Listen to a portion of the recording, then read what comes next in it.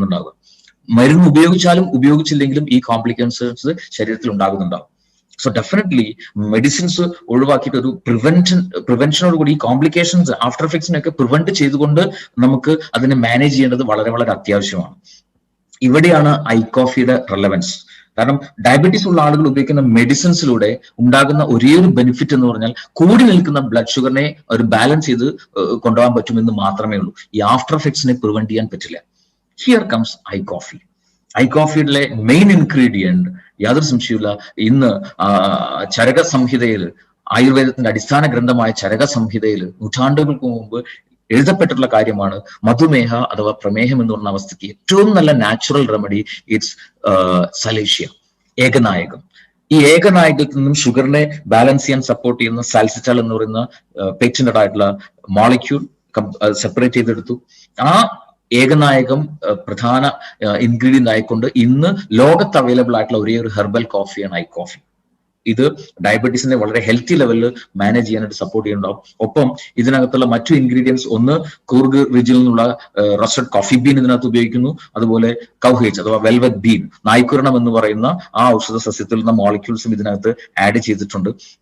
So life long regular coffee ആയിട്ട് I coffee ഒരാൾക്ക് ഉപയോഗിക്കാം. കാരണം ഇതിനകത്ത് ഉള്ള ഒരു പ്രോസസ്സ് ഒരു 40 ഡിഗ്രിയിൽ ഒരു സ്ലോ റോസ്റ്റിംഗിലൂടെയാണ് കോഫി എടുക്കുന്നത്. സോ അങ്ങനെ ചെയ്യുന്ന സമയത്ത് കഫീൻ കംപ്ലീറ്റ് ആയിട്ട് ഒഴിവാക്കാൻ കമ്പനിക്ക് സാധിക്കുന്നു. കഫീൻ ഇല്ലാത്ത കോഫിയാണ് ഐ കോഫി.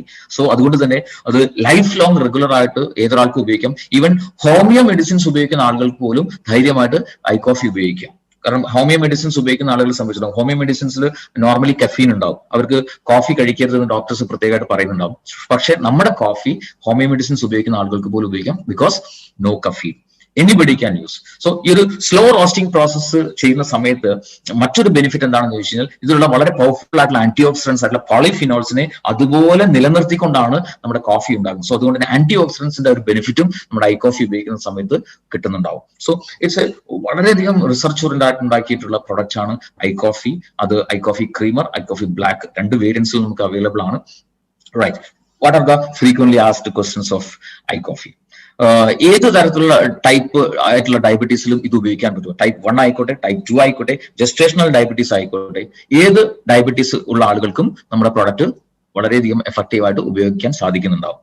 ഇതിനകത്ത് ഷുഗർ ഉണ്ടോ? No sugar added. റൈറ്റ്. എത്ര കാലം ഇത് ഉപയോഗിക്കണം? അതും നമ്മൾ ഐ പൾസിന്റെ കാര്യം പറഞ്ഞ പോലെ തന്നെ